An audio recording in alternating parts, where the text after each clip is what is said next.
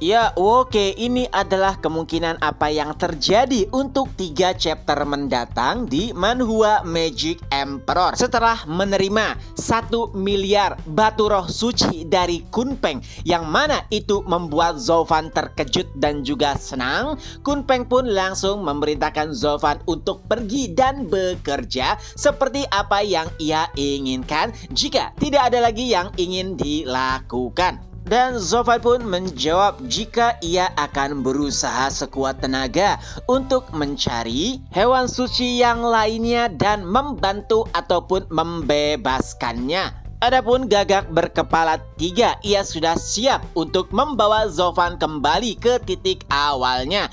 Dan Gu Santong akan tinggal bersama Kunpeng selama beberapa saat.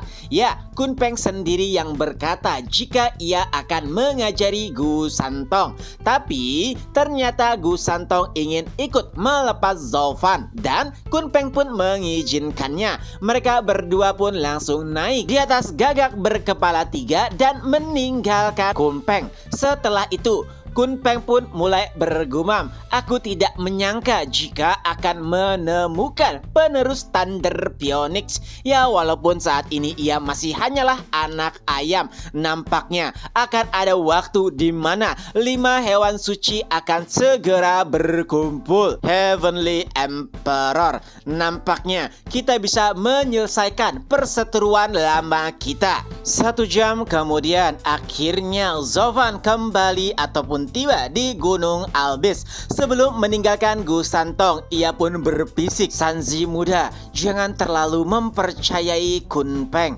Terlalu banyak hal yang mencurigakan tentangnya. Saat ini ia memang tidak akan pernah bisa menyakitimu karena masih membutuhkanku. Akan tetapi kau juga harus hati-hati." Padahal ia sangat kuat tapi tidak berani keluar dari pegunungan Albis dan menolong kawan-kawannya sendiri. Tentu saja pasti ada alasan terkait hal tersebut.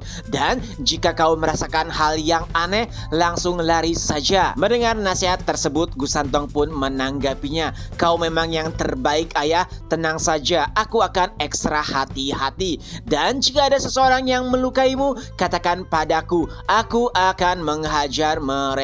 Dan jangan lupa untuk mampir."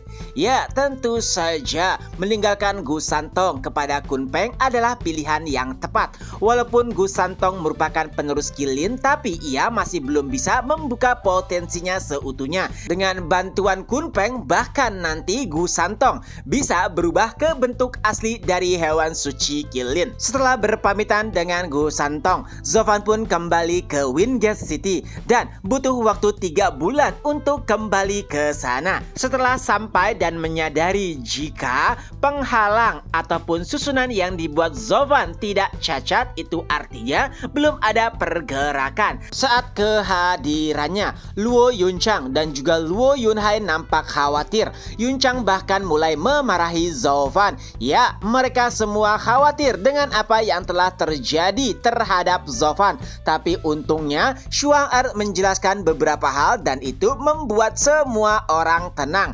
Tapi nampaknya Zovan tidak terlalu mempedulikan hal tersebut karena ada banyak hal lainnya yang lebih penting. Oleh sebab itulah ia langsung bertanya kepada Penatua Li, "Penatua Li, apakah apa yang aku minta sudah kau lakukan?" Tapi nampaknya itu tidak berjalan dengan baik. Li Jingtian mulai menjelaskan bahwa sejak Zovan dijadikan musuh oleh Kaisar, banyak dari pengikut mereka yang mulai mundur karena tidak ingin ikut campur. Jadi ia hanya bisa mendapatkan beberapa bahan dan tentunya itu tidak sesuai dengan target. Tapi Zovan sama sekali tidak kecewa. Ia pun mulai berkata, "Baiklah, sisanya serahkan padaku," sambil mengeluarkan bahan-bahan yang sebelumnya diberikan oleh Kunpeng. Tentu saja itu membuat semua orang terkejut.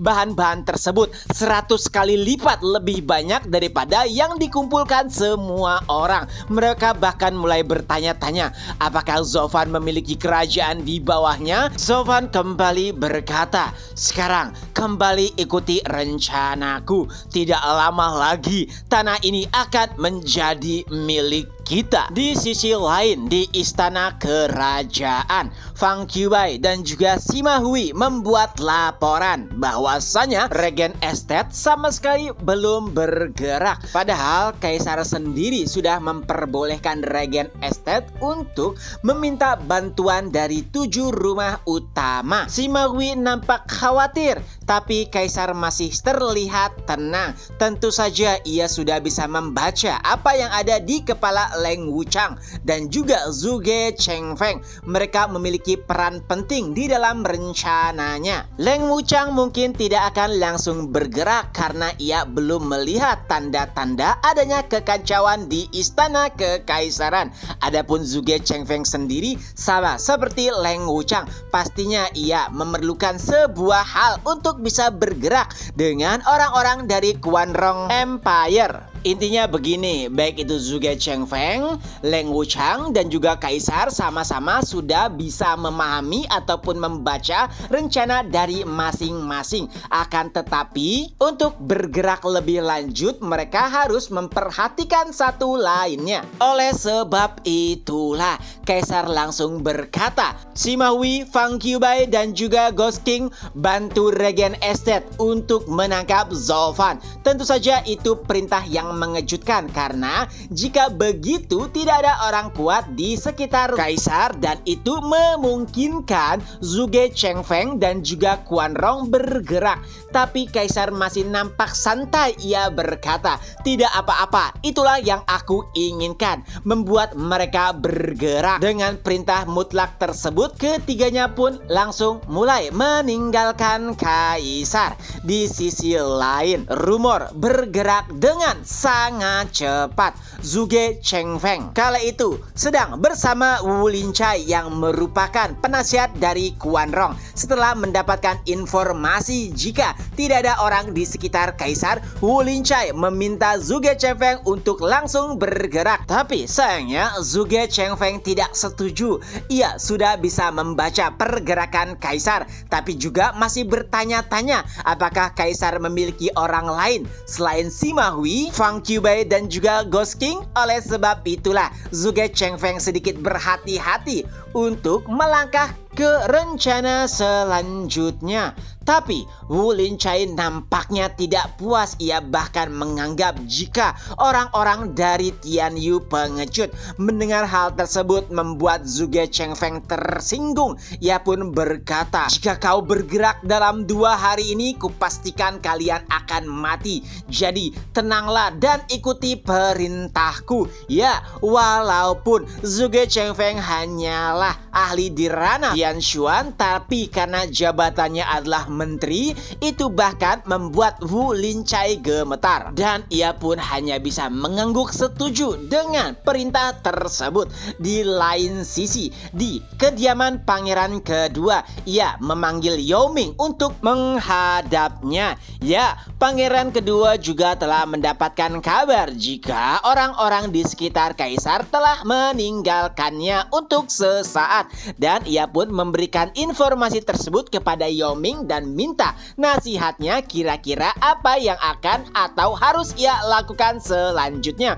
Tentu saja Yao Ming sudah bisa membaca pergerakan Kaisar, tapi alangkah bodohnya pangeran kedua karena menganggap jika itu adalah kesempatannya. Tapi walau begitu Yao Ming berpura-pura bodoh di hadapan pangeran kedua untuk bisa mendapatkan kepercayaan penuhnya. Nah, di sini pangeran kedua berniat untuk memberontak dan melengsarkan posisi ayahnya. Oleh sebab itulah ia meminta nasihat dari Yao Ming. Dan tentunya Yao Ming sudah bisa membaca apa yang ada di kepala pangeran kedua dan ia memanfaatkan hal tersebut untuk menjual ataupun menjadikan pangeran kedua sebagai tamengnya. Di lain sisi, tepatnya di mana tempat 8 jiwa naga Vena tersegel, Karena Huang Pu Tianyuan telah mendapatkan akar bodi, jadi ia pun memanfaatkan hal tersebut untuk melatih tubuh berlian 9 naga. Oleh sebab itulah Leng Wuchang menjaga di luar. Akan tetapi tiba-tiba Feng Lei muncul dan menanyakan kenapa Leng Wuchang ada di sana.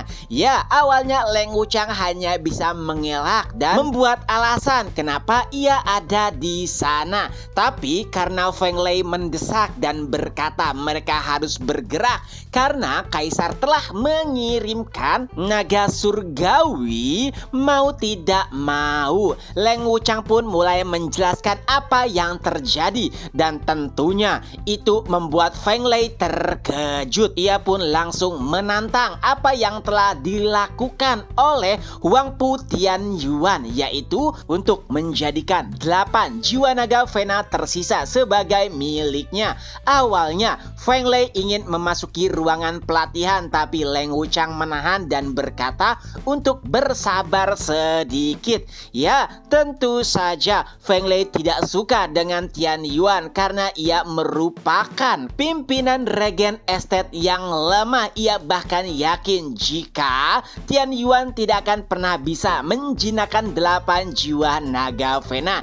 Jadi ia pun mulai bersabar karena jika ia mati maka akan ada banyak kandidat untuk menjadi Lord selanjutnya dan jiwa naga Vena akan menjadi miliknya. Akan tetapi setelah 3 bulan Huang Pu Tianyuan sama sekali belum keluar ruangan dan yang terdengar adalah jeritan rasa sakit yang diterima oleh Tianyuan karena untuk menggabungkan 8 jiwa naga Vena butuh kekuatan tubuh yang besar. Jika wadahnya tidak sanggup untuk menahannya maka tubuhnya akan meledak. Kegelisahan Feng Lei mulai nampak karena Tianyuan belum juga mati. Dan tidak hanya itu, Fang Qiubai, Sima Hui dan juga Ghost King telah menemuinya dan meminta mereka untuk bergerak.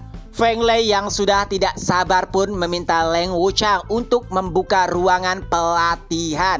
Dan saat itulah Leng Wuchang merasakan hal aneh. Ya, biasanya ia mendengar jeritan dari Tianyuan saat melatih tubuh berlian 9 naga. Tapi kala itu suara Huang Pu Tianyuan telah berhenti. Karena khawatir, ia pun membuka ruang pelatihan dan nampak bayangan seseorang di dalamnya. Melihat hawa kehadiran tersebut, Feng Lei nampaknya mulai khawatir. Ia pun bergumam, apakah bajingan itu akhirnya berhasil menjinakkan 8 jiwa naga Vena?